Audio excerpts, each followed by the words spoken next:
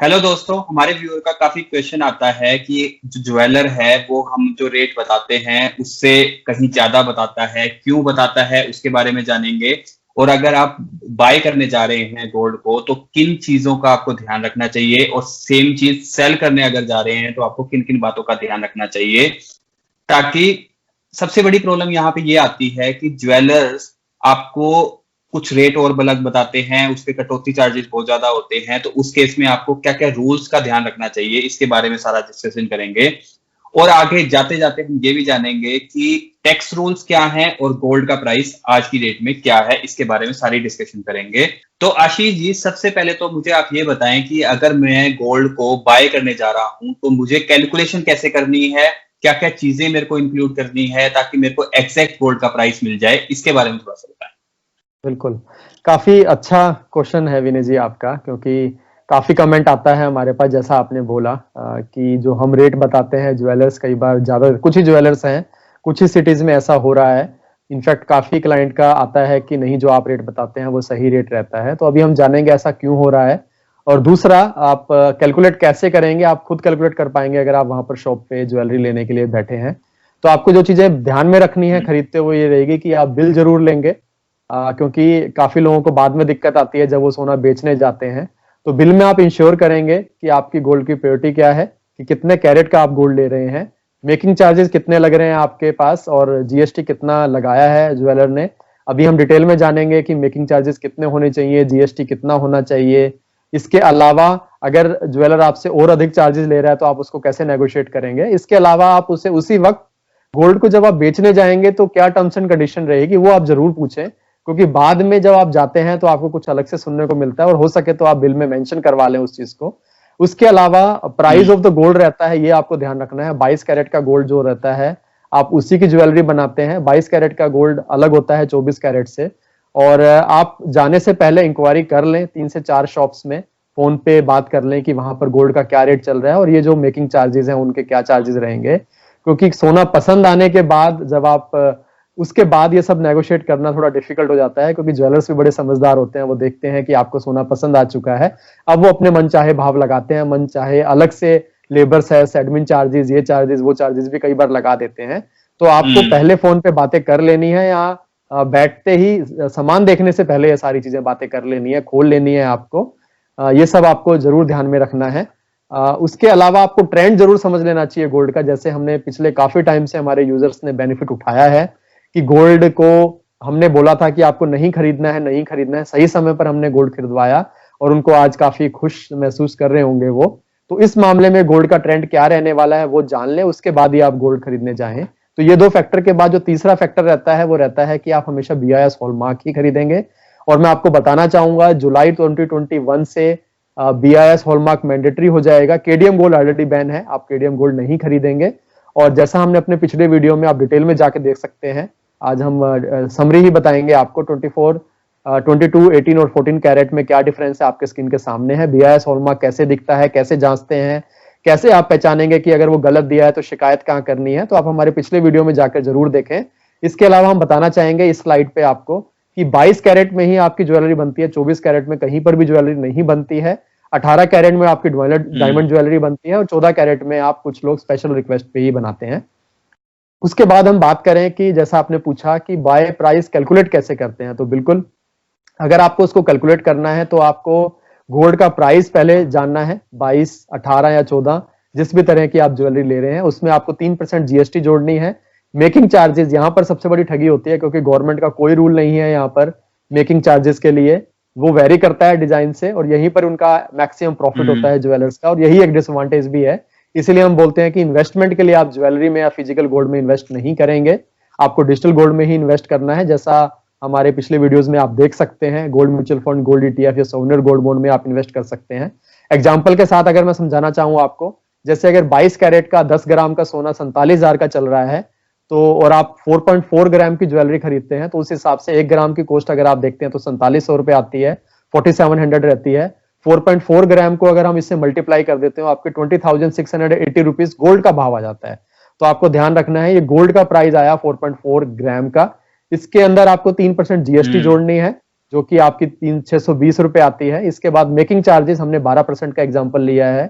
कुछ लोग हो सकता है आपको 8% चार्ज करें और कुछ लोग 16% तक भी चार्ज कर लेते हैं। और इसी मामले में हम कहना चाहेंगे कि आपको ये पूछ लेना है कि मेकिंग चार्जेस कितने हैं, और वहां पर आप चाहें तो थोड़ा नेगोशिएट कर सकते हैं ज्वेलर के साथ। तो वो जोड़ने के बाद कुछ ज्वेलर्स जो है जीएसटी इंक्लूड करते हैं मेकिंग चार्जेस में, ऑलरेडी पार्ट होता है वो 12% या 12.5% में।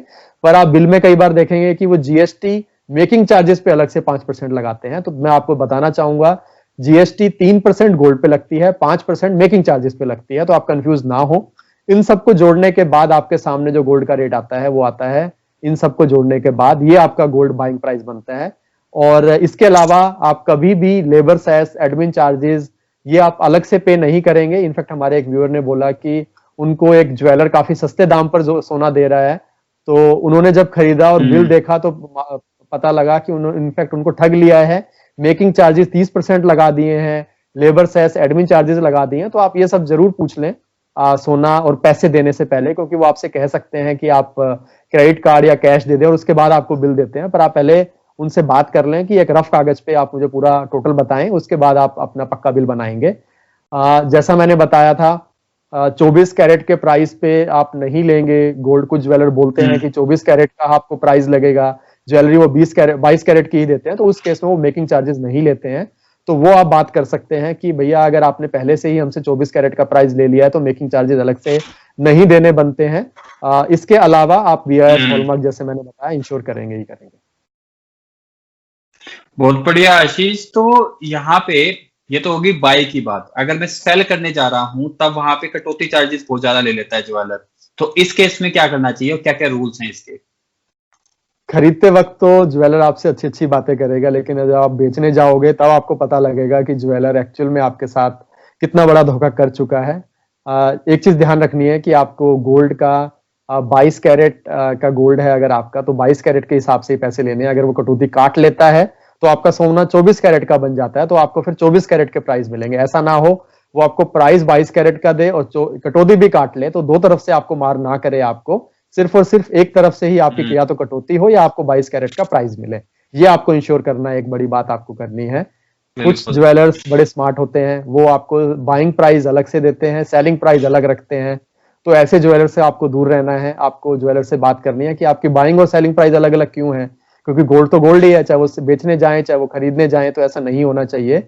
एक और चीज का जो आपको नुकसान होता है बेचते वक्त, ये आप ध्यान रखें। अगर आप के सोने में स्टोन है, अगर जिसको नग भी बोलते हैं, वो उसका वेट जो है रिड्यूस कर देता है। बाइंग के टाइम पे आपके पास कोई ऑप्शन होता नहीं है, वो बोलता है कि नहीं ये तो बड़े हल्के से हैं, इसका प्राइस हम अलग से इसी के अंदर इंक्लूड होता है, और वो भी उनके प्रॉफिट में ऐड हो जाता है। पर क्या करें, ये सब ज्वेलर्स के पास काफी टाइम से चला आ रहा है।